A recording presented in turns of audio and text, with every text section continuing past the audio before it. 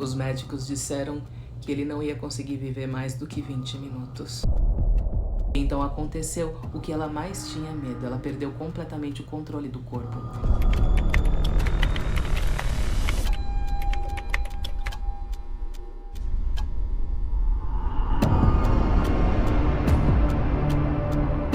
Olá, seja muito bem-vindo aos Relatos Flix, esse quadro onde você manda a sua história e eu conto ela pra todo mundo como uma digníssima filha de mames.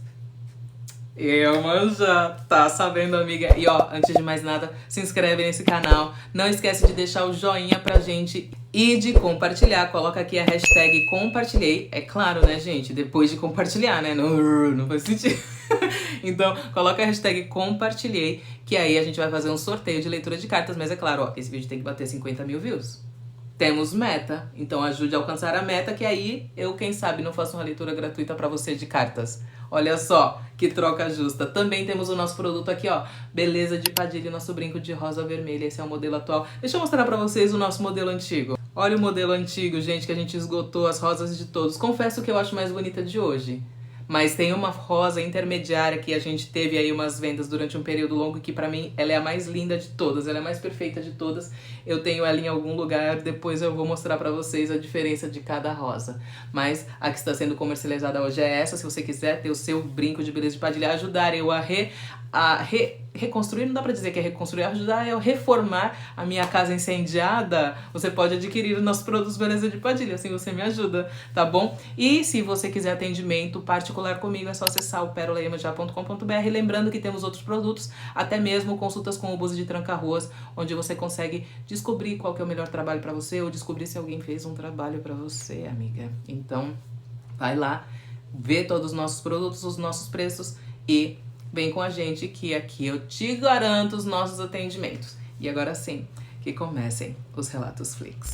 Como combater a intolerância religiosa. Hoje eu quero compartilhar com você uma história que foi enviada pela Tati, uma seguidora maravilhosa que passou por um grande aprendizado sobre intolerância religiosa dentro da própria casa. A Tati sempre teve uma conexão muito forte com a espiritualidade e ao longo do caminho ela foi descobrindo uma relação muito forte com a Umbanda. Os guias dela começaram a se apresentar e ela continuava cuidando deles com muito amor. E foi assim que ela, num jogo de búzios, descobriu que era filha de Ansan. E como uma médium muito obediente, ela sempre respeitou as orientações espirituais que ela recebia. Certa vez, durante um jogo, veio um pedido: oferecer comida para a mãe Ansan. Sem hesitar, a Tati preparou um lindo prato, sabe? Com acarajé, com muito carinho, como do jeito que ela tinha aprendido com o pai de santo. Ela separou alguns acarajés para ela e alguns para o filho dela, como tinham recomendado para ela. E deixou aquela oferenda muito bonita montada na cozinha. Mas só que aí que começou o problema. O marido dela, que até então nunca tinha reclamado da espiritualidade dela, e nem seguia nenhuma religião também, ele chegou em casa, sentiu o cheiro do dendê e perguntou se ela tinha feito acarajé. Ela, sem imaginar o que ele estava pensando, disse que sim e perguntou se ele queria. Ele aceitou. O que ela não sabia, não esperava de jeito nenhum, é que a única porção que estava lá era a da oferenda. Ela foi lá e, com respeito, pediu licença para Ansan e pegou um acarajé e entregou para o marido dela. E foi aí que tudo começou a desandar. Quando ele viu a oferenda completamente montada na cozinha, ele começou a perguntar: por que é isso? Por que essa religião? Aí, passou poucos minutos, eles conversaram e aquilo começou a virar uma discussão feia. Ele exigiu que ela tirasse tudo dali imediatamente. A Tati, filha de Ansan, ela não deixou barato. Começou a ferver por dentro e respondeu sem hesitar: não vou tirar nada. Se você não está satisfeito, tira você. Mas depois você que se vê com ela, porque essa oferenda não foi feita para você, e sim para a senhora dona da oferenda. A briga foi feia. A Tati chorou, ela se sentiu machucada, desrespeitada, e ali nos pés da oferenda ela pediu para Ansan que resolvesse aquela situação. O coração dela estava apertado, ela decidiu: ou ele pede desculpas ou acabou. Naquela noite, ela dormiu no quarto do filho. No dia seguinte, ela já tinha tomado a decisão. Mas, surpreendentemente, quando o marido dela chegou no trabalho, ele disse: a gente precisa conversar. E antes que ela dissesse qualquer coisa, ele já começou pedindo desculpas. Ele admitiu, inclusive, que a família dele sempre criticou as religiões de matrizes africana, que ele agiu sem pensar. Ele pediu perdão e disse que ela podia colocar sim as oferendas dela onde ela quisesse na casa, porque ele não tinha direito de proibir nada. Com certeza isso foi uma vitória, mas só que a história ela não acabou aí. Com o tempo, a Tati percebeu que, mesmo que ele não falasse mais nada, ele ainda ficava revirando o olho quando ela comentava alguma coisa sobre as experiências espirituais que ela estava tendo. E isso estava incomodando a Tati. Aí, num dia, durante uma gira, a dona Mulambo percebeu que ela estava inquieta e chamou a Tati para conversar. A Tati desabafou e a dona Mulambo, dando muita risada, respondeu: se eu for falar com ele, eu vou ter que levar ele comigo. E eu sei que você não vai querer isso. E a Tati confirmou que ela não queria. Então, a Maria Mulambo só disse: tenha paciência, você vai descobrir o que fazer. E foi aí que os Erês entraram na história. Pouco tempo depois, a Tati recebeu o Pedrinho da cachoeira e a Mariazinha da praia. Ela criou uma conexão muito forte com eles e um dia ela fez um pedido: meus amores, mostrem para ele que vocês existem. Ensina para ele do jeitinho de vocês. E as crianças aceitaram o desafio. De repente, coisas estranhas começaram a acontecer. Sempre que saíam de casa, quando eles voltavam, a TV estava ligada. Sempre no desenho da Turma da Mônica. Durante a madrugada, a TV ligava sozinha. No começo, ele tentava arrumar alguma explicação. Ai, deve ter acabado a luz e por conta disso a televisão ligou sozinha. Mas isso começou a acontecer cada vez mais. Uma noite, o marido da Tati desligou a TV e colocou o controle bem longe. Não demorou 1 minuto e a TV ligou de novo. Ele foi até a sala, pegou o controle e levou para o quarto. Fechou a porta. Mas adivinha? A TV ligou de novo. Naquela hora, ele olhou para Tati, branco, suado, frio, gaguejando. E agora? A Tati, querendo rir muito, só falou: agora você admite que existe mundo espiritual e que os meus guias são reais? Você promete que nunca mais vai me desrespeitar? E ele, sem ter saída, né, falou obviamente que sim. Depois disso, a TV nunca mais ligou sozinha. Hoje, a Tati, ela consegue viver a fé dela em paz. O marido dela respeita, ajuda a pegar água na cachoeira, leva ela no terreiro e até faz questão de incluir os itens dos guias na lista de compra do mês. E o que essa história tem para ensinar pra gente? Querer pode ensinar de um jeito doce e divertido o que Exu e Pombagira teriam ensinado com muita força. Que o respeito se constrói e que ninguém pode se colocar entre um médium e a sua fé. Se você já passou por alguma coisa assim, me conta aqui nos comentários. Que a luz e a alegria das crianças esteja sempre presente na sua vida. Oni beijada. Minha herança foi Mulambo. A Michelle, seguidora aqui do canal, compartilhou comigo a trajetória dela com a Maria Mulambo. E é uma história de amor, aprendizado e destino. Vem comigo. Antes de conhecer a Maria Mulambo de verdade, ela era uma mulher que, apesar dos 30 e tantos anos, ainda se sentia como uma menina muito boba. Mas só que tudo começou numa noite de uma gira. Naquela noite, uma pombagira, Padilha, incorporou e disse que queria Michelle como médium da casa. Só que, no mesmo instante, Maria Mulambo, que estava incorporada no médium Henrique, girou nos calcanhares e falou bem firme: não mexe com o que é meu. Ou quase. A Michelle ficou bem surpresa, sabe? Sem entender muito bem o que estava acontecendo e o que aquilo significava. Mas ela sentiu no coração que alguma coisa maior estava acontecendo. O tempo passou e a vida deu uma reviravolta. O Henrique, o amigo querido da Michelle, fez a sua passagem, deixando saudades e um vazio enorme. Mas ele também deixou uma herança, e essa herança não foi material. Depois que o Henrique partiu, a Maria Mulambo começou a se manifestar e com muita força na vida da Michelle. No começo ela não estava entendendo muito bem essa conexão, mas alguns anos depois, num outro terreiro, ela conversou com seu Zé Pilintra, que aliás ela ama de paixão. Seu Zé revelou que em outra vida a Michelle já tinha caminhado junto com ele e com a Mulambo. Só que os detalhes dessa história ainda são um mistério. O que ela sabe, e principalmente o que ela sente, é que o amor por Maria Mulambo é gigantesco. É uma força que transformou ela como mulher, que ensinou ela a ter fé, a ter coragem e ter postura diante da vida. E ela ainda finaliza com a mensagem: tenham fé, Maria Mulambo é forte. Quando eu souber mais nessa história, eu volto para contar. Axé, Michelle. Muito obrigada por compartilhar esse relato. Um beijo enorme para você e pro seu caminho com a dona Maria Mulambo. E obrigada por mandar um beijo pro Dudu. Eu vou entregar para ele com o maior prazer. O dia que o meu filho se despediu de mim na maternidade. Eu conheci a história da Nana Abel e eu preciso compartilhar com vocês. É uma história de dor, amor e, acima de tudo, de espiritualidade. O ano era 2001, quando ela descobriu que estava grávida do seu primeiro filho. Ela só tinha 17 anos, ainda não tinha experiência nenhuma com gestação. Ela estava vivendo esse momento com muita alegria, mas quando ela estava de 4 meses, ela sentiu uma tontura na cozinha, se apoiou na geladeira. Foi quando ela percebeu alguma coisa estranha, uma pressão forte embaixo na bexiga e um líquido saiu por um lugar diferente. Na época, ela não deu muita atenção para isso, sabe? Por motivos sérios, ela precisou se mudar para o interior com o esposo. E sem acesso a pré-natal, ela continuou a gestação sem acompanhamento médico. Até que um dia ela passou muito mal e ela foi levada às pressas para a maternidade mais perto. Foi então que veio a notícia devastadora. A bolsa dela tinha estourado naquele episódio na cozinha meses antes. E o bebê dela não conseguiu se desenvolver corretamente por causa disso.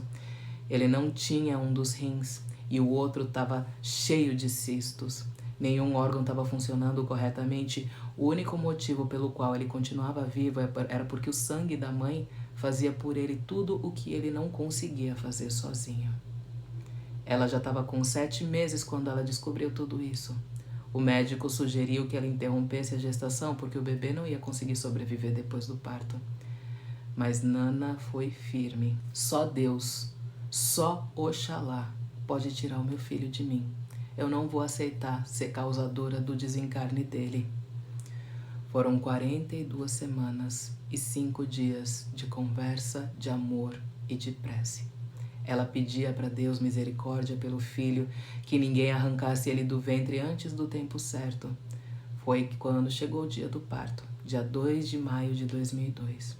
O filho dela nasceu de parto normal, com 4 quilos, 150 gramas, 52 centímetros, perfeito por fora. Mas por dentro, só o coração dele funcionava. O bebê não chorou, ficou roxo. A única razão pela qual ela soube que era um menino foi porque ele nasceu de frente para ela, mas não deixaram que ela pegasse ele no colo. Levaram ele imediatamente para a UTI.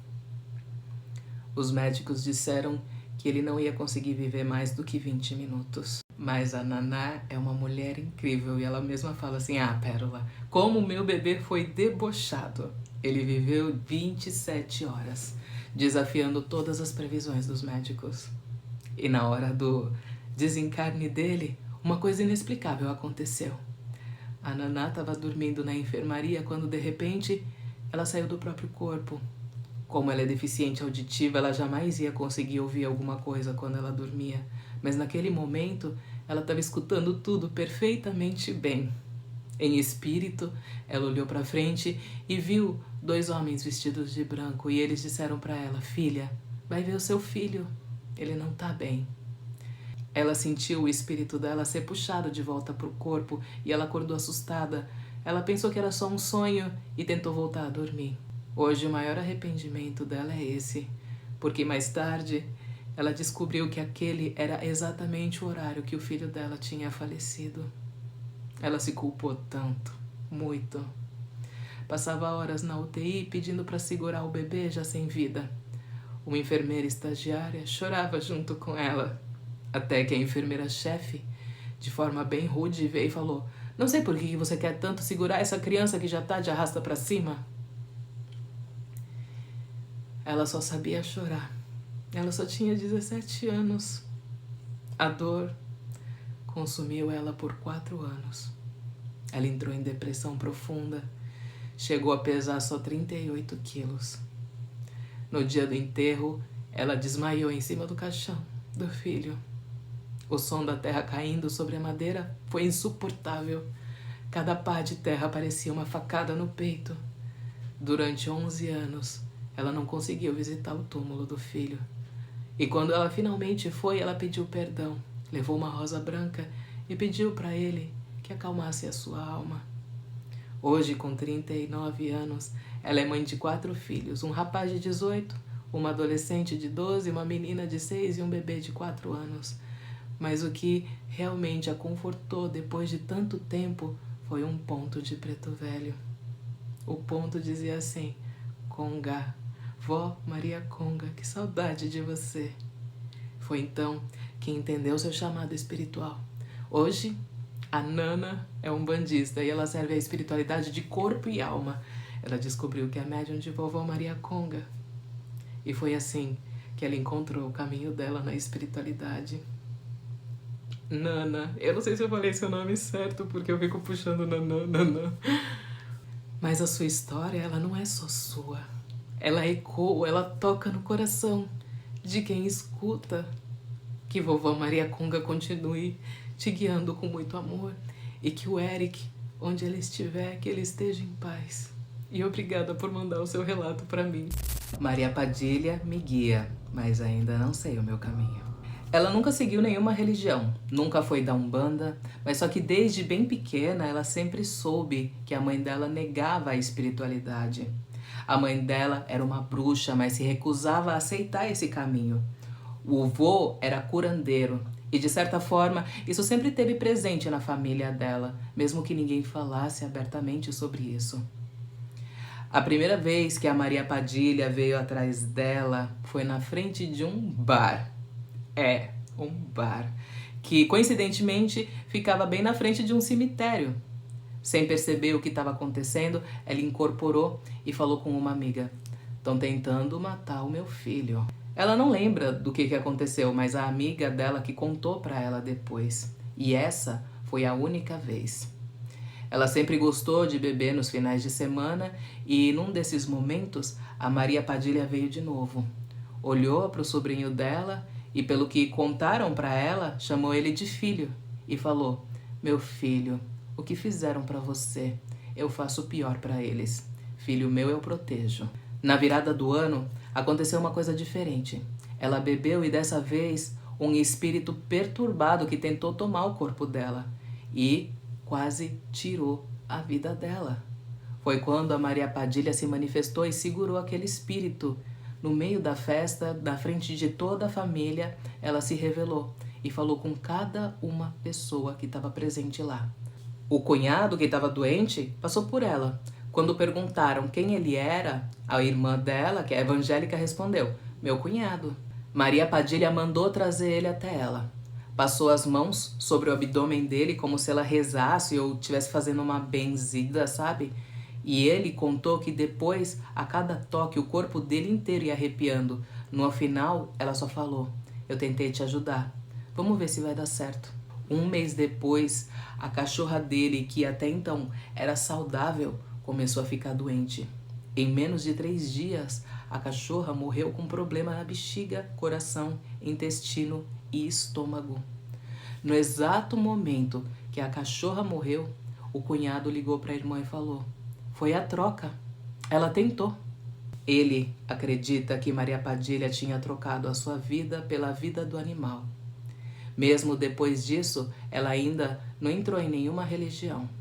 Naquele dia ficou claro para todos que ela é um cavalo aberto. Assim como Maria Padilha pode vir, outros espíritos também conseguem vir, mas a entidade garantiu: enquanto eu estiver aqui, ninguém mais chega. Outra vez, a dona Maria Padilha voltou para falar com 2 rapazes que ela chamava de filhos também, o sobrinho e o cunhado dela. Eles tinham feito um trabalho para esse cunhado que precisava ir no cemitério à meia-noite com um cigarro e cerveja. E ela falou: "Pode entrar, lá vocês vão estar protegidos." Mesmo com medo, eles foram. O sobrinho contou que quando ele entrou, ele não sentiu nada, deixou as oferendas, agradeceu e foi embora. Era como se todos os problemas tivessem ficado lá dentro. O último episódio foi há 2 semanas. Ela pediu para uma amiga ler as cartas para ela, mas acabou lendo as cartas para a amiga e para uma outra pessoa que estava presente. Olhava o baralho e entendia tudo, mas sabia que não era ela, que era Maria Padilha.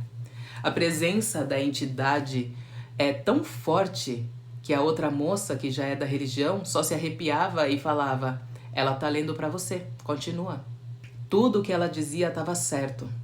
Para outra mulher que estava ali, viu gravidez e viu morte. E por coincidência, ou não, a mulher contou que na noite anterior a camisinha tinha estourado. Maria Padilha foi direta. Você tem um caminho para escolher. Ou você tem esse filho e morre, ou não tem esse filho e se livra desse relacionamento onde você só está sendo usada. Quem conhece a Dona Maria Padilha sabe que ela não usa meias palavras. Ela estava consciente, lembrava de tudo, mas se sentiu mal pelo jeito duro que a entidade falou. No final, deu dinheiro para a mulher comprar uma pipoca. E tem mais uma coisa. Na última vez que o sobrinho teve contato com Maria Padilha, ela falou: filho, você vai precisar de mim. Daqui a 5, 10 ou 15 anos. E quando isso acontecer, vai na Calunga e me chama. A sua mãe vai vir te ajudar, porque filho meu não fica desamparado. O cunhado do sobrinho dela tinha acabado de se separar. A ex-esposa fez um trabalho contra ele usando uma cueca. Quando Maria Padilha viu aquilo, ela já falou: não se preocupa, eu vou desmanchar isso tudo. Dias depois encontraram a cueca e queimaram, mas segundo ele, nunca viu nada pegar fogo daquele jeito. Parecia que tinham jogado gasolina. Maria Padilha salvou a vida dele e salvou a dela também. Mas ainda assim, ela reluta para entrar na religião. Não acha que é a hora dela. Sabe que incorporar fora de um terreiro é perigoso, mas a Maria Padilha vem e ela não consegue evitar. Esses são só alguns dos episódios que essa pessoa que enviou o relato viveu com a Maria Padilha e ela ainda não sabe como lidar com isso. Eu não sei para você que está assistindo se o relato ficou confuso. Eu acredito que é bom que a gente dê nomes para as pessoas, nomes fictícios, quando o relato é anônimo. Mas deu para entender aí que ela teve várias experiências, várias confirmações espirituais, mas mesmo assim ela não aceita que deve seguir na religião. E infelizmente, para pessoas que têm essa resistência, o trajeto acaba sendo um pouco mais difícil e um pouco também mais perigoso. Então, minha irmã, eu recomendo que não que você precise ir para um terreiro, mas você precisa aprofundar os seus conhecimentos, estudar muito, para que você possa se consolidar e ter estrutura para continuar nessa jornada e nessa missão tão grandiosa que você tem. Axé. Tá gostando dos relatos? Então considera se inscrever nesse canal, já deixa o like, não esquece de participar do nosso sorteio compartilhando o nosso vídeo, deixando a hashtag compartilhei e já comenta aqui qual foi o relato que mais te surpreendeu. E agora sim, vamos pro último relato. Insistência. Desde pequena, com 9 ou 10 anos, a Jéssica sempre foi muito doente. Passou por algumas doenças raras, como febre reumática, mas conforme os anos foram passando, as doenças deram uma trégua. Com 17 anos, alguma coisa nova começou a acontecer. Ela começou a ter algumas experiências durante o sono. Ela sentia uma ventania muito forte assim no ouvido, sabe? Uma força que puxava ela e deixava ela completamente paralisada. Ela fazia de tudo para voltar ao normal, lutava contra a própria mente, mas só que esses episódios ficaram se repetindo por muitos anos. Com 29 anos ela engravidou e na gestação inteira, 41 semanas completas, ela não teve nenhuma dessas experiências. E depois que a filha dela nasceu, ela continuou sem sentir nada. Para Jéssica, aquilo foi um alívio. Ela foi criada dentro de uma visão religiosa muito rígida, acreditava que essas sensações eram obras de demônios. Mas quando a filha dela completou 3 meses, tudo simplesmente voltou. Mais uma vez, a ventania no ouvido, a paralisia, a sensação de estar sendo puxada. O medo tomou conta e, como antes, ela começou a tentar lutar para se libertar daquilo. Hoje, com 36 anos, com uma visão mais ampla e sem preconceito religioso, a Jéssica percebeu que a sua espiritualidade sempre esteve tentando se manifestar. E como nada é por acaso, 2 pessoas cruzaram o caminho com ela para fazer ela repensar tudo o que ela tinha vivido. Em 2024, os eventos começaram a se intensificar ainda mais. E foi nesse mesmo ano que ela conheceu a mãe de um amiguinho da filha dela. E com o tempo, a amizade entre elas cresceu. Certo dia, enquanto ela estava relatando as experiências dela, ela ouviu um conselho inesperado. Jéssica, você disse que há anos tentaram entrar em contato com você. Você não tem nada a perder, então permita essa comunicação e veja o que acontece. E aí, a Jéssica resolveu tentar. Era uma noite de novembro de 2024, por volta das 18 horas.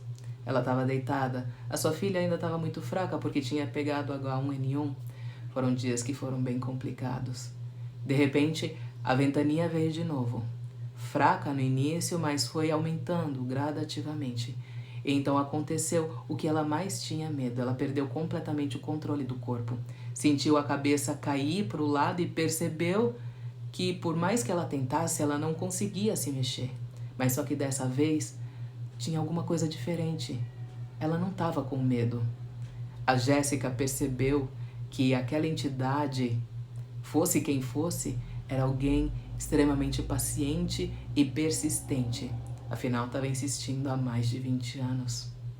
Além da ventania no ouvido, ela viu uma imagem em preto e branco surgir na frente dela, como se estivesse dentro de um redemoinho. Mas ao mesmo tempo ela sabia que o corpo dela ainda estava sentado na cama. Foi então que ela sentiu uma presença do lado dela. Alguém sentou perto dela e com uma voz muito calma e serena perguntou: Jéssica, o que você vê?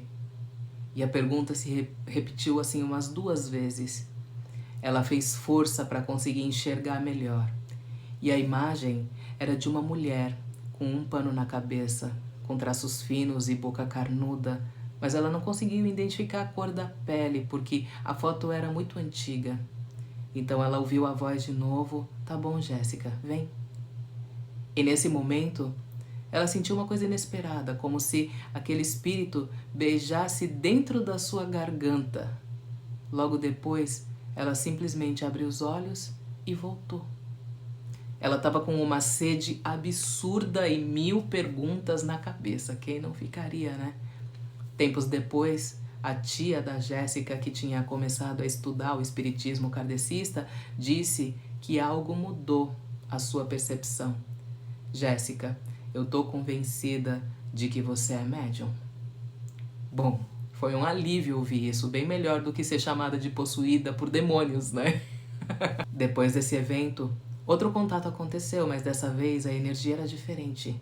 Esse espírito parecia muito apressado. Ele queria mostrar um acidente entre 3 carros. Um deles era laranja e tinha uma mulher dentro, mas a Jéssica não conseguia ver quem era. Dessa vez ela sentiu uma ansiedade muito forte, muito intensa, e a ventania desapareceu de repente. Diferente do contato anterior em que tudo aconteceu de forma muito gradual, sabe? Parece que naquele dia ela não estava muito bem concentrada. O espírito tentou se comunicar 3 vezes antes de conseguir e foi tudo muito rápido. Agora, a Jéssica está se preparando para essa nova realidade, ainda tentando entender tudo, mas começando a confiar mais na própria intuição. Ela quer seguir esse caminho com segurança, sem cair nas mãos erradas, por isso está se munindo de conhecimento e, acima de tudo, aprendendo a se comunicar diretamente com os seus guias, mesmo sem saber exatamente quem eles são. Jéssica, que trajetória incrível! E você está exatamente no caminho que a gente recomenda, no caminho de se aproximar dessa espiritualidade e permitir que ela execute a sua ação. Faça suas firmezas, faça suas proteções, acenda suas velas. Firme o seu Exu, a sua pombagira, mesmo que você não saiba o nome deles. Se você quiser tentar ter uma ajudinha aí para saber o nome deles, a gente tem um jogo de oráculo para que você possa tentar descobrir aí quem é o seu Exu e sua pombagira. Eu digo tentar porque muitas vezes, não muitas, mas às vezes as entidades podem falar: não diga meu nome, tá? Enfim, meu amor, muito obrigada por compartilhar o seu relato. Axé.